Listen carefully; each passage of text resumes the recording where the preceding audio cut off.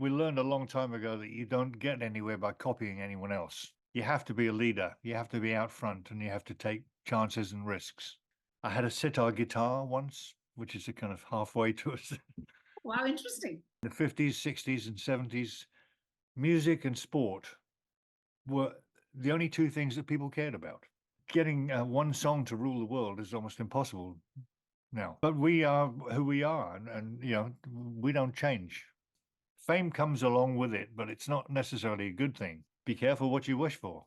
For all film related interviews, reviews, and content, please like and subscribe to Pooja Talwar. You can also follow me on Twitter and on Instagram. Hi, Roger. Hello. It's not every day that I get to meet a true blue rock star. So it's my pleasure to meet someone who is the iconic rock star of all time. So, what comes to mind when you think of Machine Head, which celebrates its fabulous golden years? But what's the first thing that comes to mind? First thing that comes to mind, wow. Fire. Wow. I mean, the fire is really what gave birth to the album. It gave us circumstances that were pretty difficult at the time. It seemed like everything was intent on stopping us recording. We hit roadblock after roadblock, and we ran out of time, and we had less than 2 weeks to do the album, and most of it was written instantly. Wow. We didn't plan. We didn't go in with a whole set of songs to record. We had one vague idea for a song called Highway Star. But apart from that, it was of the moment. And so it was an instant moment. We had no choice. By the time we'd find a place to record, which is in a closed down hotel in the winter, we started just working, finishing it. That was all we wanted to do, was finish it. So in a way, that gives it a sort of a fresh quality. Yes. We didn't have time to go back and second guess anything. We had no idea what we'd done, by the way. We knew we were a very good band. We'd had a couple of hit records in rock and fireball, and this was just the next one along. But we had no idea that the accident and the fire and all the calamity that was surrounding it would make it what it was and propel it to a greater height than any other album that we've played. Awesome. And here we are 50 years later and still discussing this. I mean, who knew? I mean, they usually say great works of art are created when you actually think you don't know, you have no clue about what you've done. So, but now you have Dweezil Zappa, who has, it's come out with basically rejig the whole thing, remastered it for this generation. What was that like working with him? Because I do remember listening to his dad, good old Frank Zappa, back in the day. Yes, yeah. Well, actually, we had very little to do with it. It's the record company we have these days that we record. This was nothing to do with them. This was Warner Brothers and Universal, who someone must have noticed the other day. Oh, wait a minute! Next year is 50 years of let's do something. So the thing was just planned, handed to us, and we'd met Dweezil Zappa once before. He got on stage with us when we did the Montreux Jazz Festival about 4 or 5 years ago, 6 years ago. I don't know when it was. I don't know him particularly. He was a nice enough chap, and we got on okay. But I just, during the making of this album, I didn't talk to him, and none of us talked to him. He was on his own in America, and he'd send us mixes and we'd send some comments back, and that was about the size of it, really. It's all down to, I think they wanted Dweezil because it seemed like a lovely circle from his father to him and us in the middle, just, yeah, it's a fairly good idea.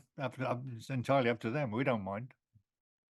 This is awesome, but also the fact that Deep Purple this is a bad, I mean, you have been the icons of rock and roll, but this the timelessness of your music and the appeal, it's been passed on to generations.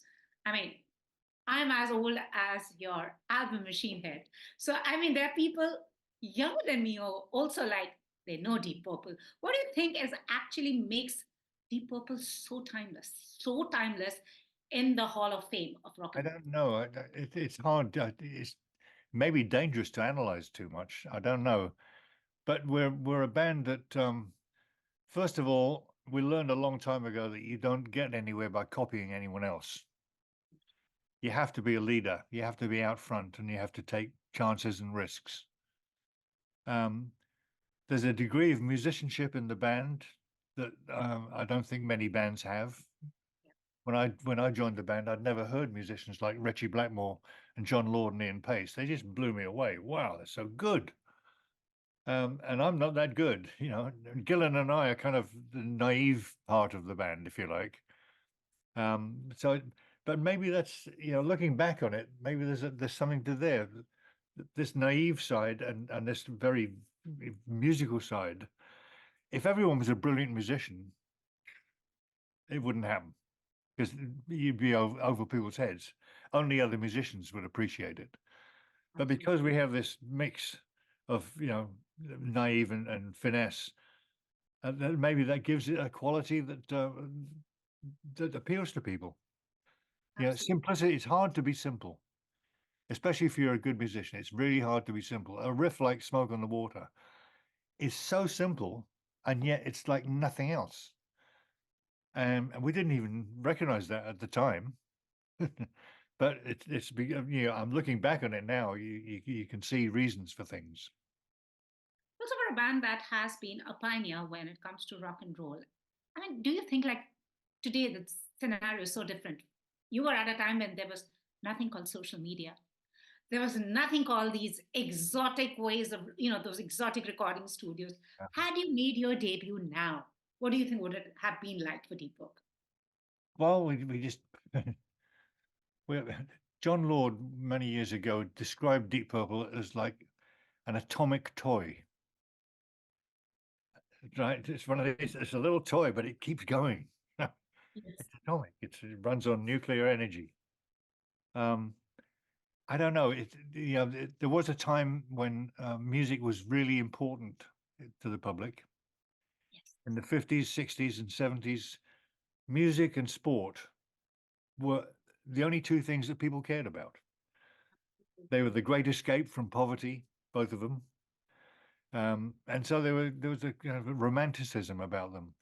And as I say, almost like a religion. Whereas now, there are so many different genres and avenues and things. Instead of one world, it's become thousands of worlds, all little separate worlds all over the place. So getting one song to rule the world is almost impossible now. So, but we are who we are, and you know we don't change. And maybe that's a good thing or a bad thing. We do change musically, but you know, as a touring band, that's what we do. We live on stage, really. Making records is just one of those things you have to do once in a while. But being live on stage is really where the magic happens with Purple. And I think Machine Head was an attempt to bring that feeling of the stage. Instead of going to a dead studio, we wanted to do it in a venue to get to capture that sort of magic, that sound, that great banging, crazy sound. And we didn't actually get it because the venue that we chose burned down before we could even start. So we were up against the wall. I mean, against the wall, but see, till date, we are all listening to Machine Head and it's here, and we keep listening to Deep Purple as well.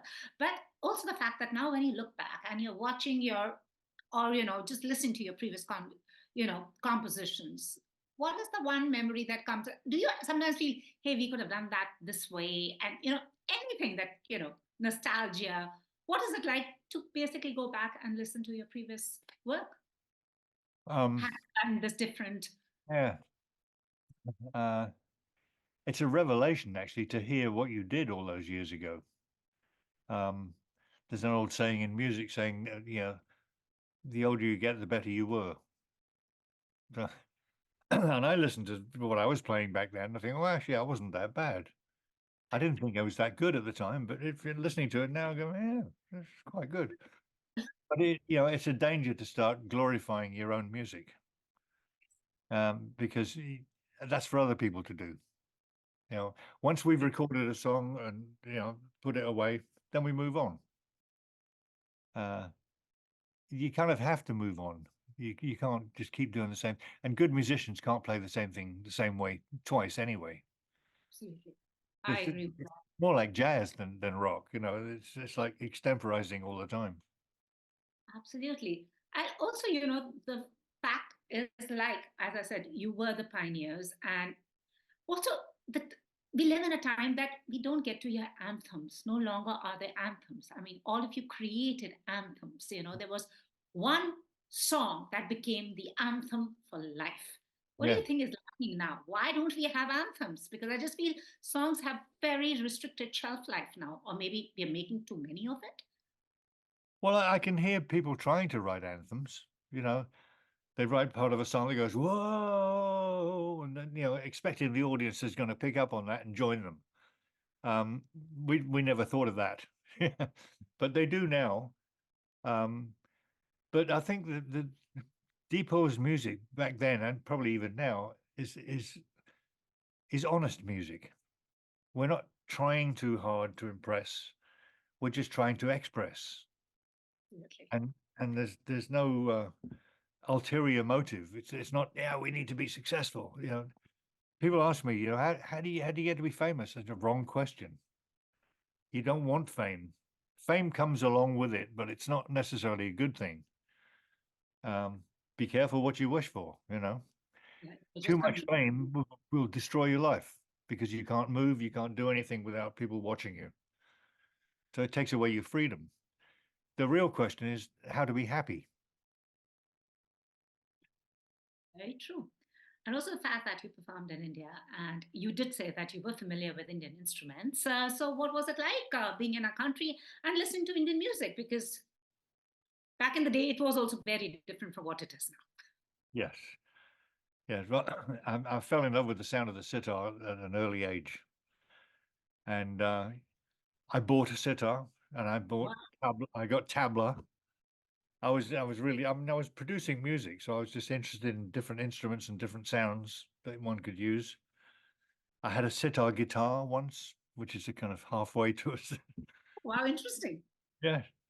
I've always been interested in sound, so that's maybe why I was a producer because you experiment. It's all about experimenting and finding things out the hard way. Absolutely. Since you're also a producer, you're also a songwriter, you also play instruments. Do sometimes, how different are these personalities? Or sometimes do they clash as well? God, I don't know. You'd have to talk to someone more intelligent than me to figure that one out. Wow. And I'm lastly, just, before, I tell you honestly, I feel very lucky yeah. that I happened to join a band that was going to last. You never think it's going to last. You think it's going to be 3 or 4 years or something, and then you'll grow up and get a job. But it's kept continuing, and I just feel awed by that. I'm a very lucky man. I get to do what I love, and that's a hard thing to find. Most people don't always love what they do. They just do it because they have to earn money and live. But loving what you do is a key to something. It's a key to real happiness. I totally agree. And I think that's also the secret of Deep Purple's longevity because, oh, I mean, every generation has Yeah. grown up listening to your sound. And lastly, if I was to ask you which was your one favorite song or one song that was one hell of a challenge to compose, which one comes to mind? Whoa, one of our songs, you mean? Yes. And not necessarily from Machine Head. Yeah. Oh, you want Machine Head? It could be any song, not Well, I think necessarily. there was a key moment in our recording thing when we recorded a song called Hard Loving Man, on the first album, Deep Yeah. Purple in the Rock, because the studios are very dead places and concerts are very loud, noisy, cacophonous places. And there's a disparity between the two. And what we wanted to do was bring the stage experience into the studio. And that happened on that song because instead of just sitting down and concentrating with the headphones on and doing this, I have this picture of John Lord still rocking his organ backwards and forwards, his Hammond organ, getting sounds out of it that it wasn't designed to make. And that was what happened on stage. We made sounds that whatever you could make a sound with. Richie rubbing a guitar up against a mic stand, for example. You know, it's a different. It's not playing the guitar, but it's using it somehow. And there was a kind of always a feeling of experimenting going on. And I think that song sums that up. And I think Machine Head actually is one of the recipients of that because we wanted to. Again, we didn't manage to get the sound into the studio of a recording of a concert, but that was the aim. That's why we wanted to record in a venue. The fact that the venue burned down before we could even do it is a detail. I mean, that's a story for keeps. But, anyways, we had Machine Head 50 years now on. We're still listening to it and vibing to Deep Purple, as I said, the iconic rock stars of all time. Thank you so much. And many more 50 years.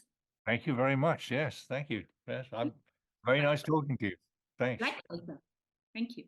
If you've liked this interview, please like, share, and subscribe. Follow me on Twitter and Instagram.